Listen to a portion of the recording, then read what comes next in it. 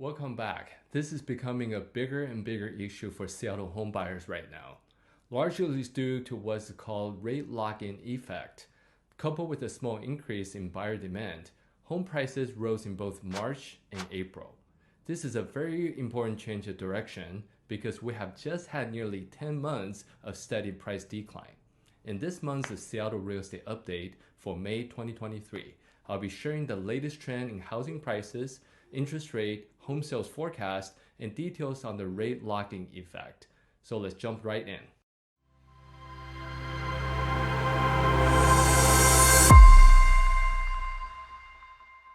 Hi, if you're new to this channel, welcome. My name is TC Wu. My bio includes being a real estate broker and investor for 20 plus years. I'm a state licensed real estate instructor, a developer, and a partner at a real estate brokerage and property management company. Okay, first, let's talk about the housing prices because we're seeing a drastic change after nearly 10 months of price decline. Take a look at this. The median price in King County for a single family home dipped below $800,000 in January of 2023. If you may recall, just last year, it made headline news that the median price for a house in King County cost $1 million. So we're talking about 20% decrease from the peak here. Now, after briefly staying flat during the holiday seasons for a couple of months, the home prices jumped up by 9.5%, ending at $875,000 in April. And what we're seeing on the market right now is that this trend is shocking many buyers into action because they have been sitting on the sideline waiting to see how the economy was going to shake out. Next, let's talk about interest rates because nowadays we can talk about home prices without talking about the interest rates. Especially the Fed just raised the federal funds rate for the 9th time within the past 12 months. So let's take a look. Currently, the rates for a 30-year fixed mortgage is hovering right around mid to high sixes. And you may notice that the interest rates for houses actually have been quite stable despite of multiple hikes by the Fed. And I did a video last year about how increase in federal funds rate does not correlate to increase to mortgage rates. And I repeat, increase in federal funds rate does not correlate to increase in mortgage rates. I will include a link to that video here. For housing inventory, when we look at the inventory numbers, it is easy to see how the current low inventory levels are contributed to the prices going up.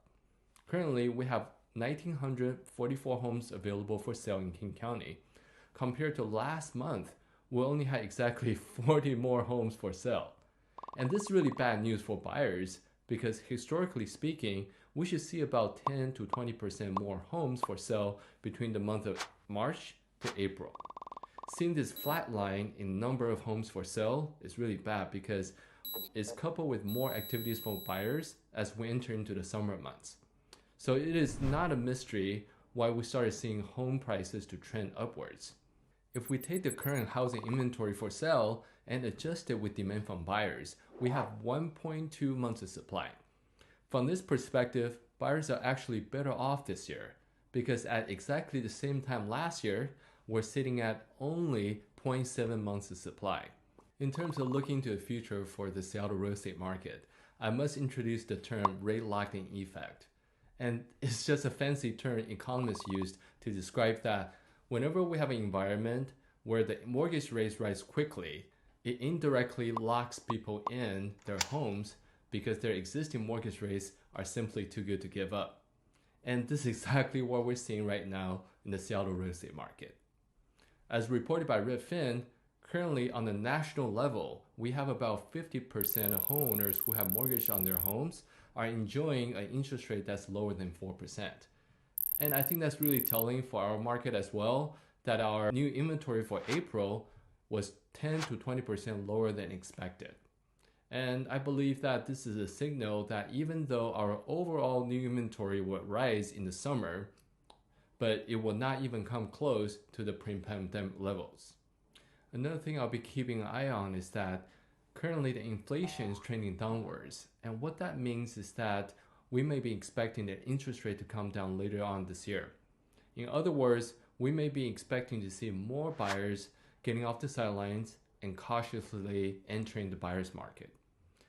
However, with this increasing demand, I don't believe it's going to be the same as a couple years ago because the increasing demand will be coming predominantly from the primary residence buyers and not investors.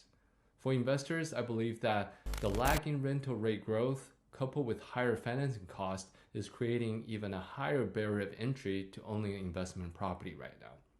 And I will continue to update you in this channel so you can receive our weekly 1-minute updates. And I wish you well, I wish your family well, and I look forward to seeing you next time.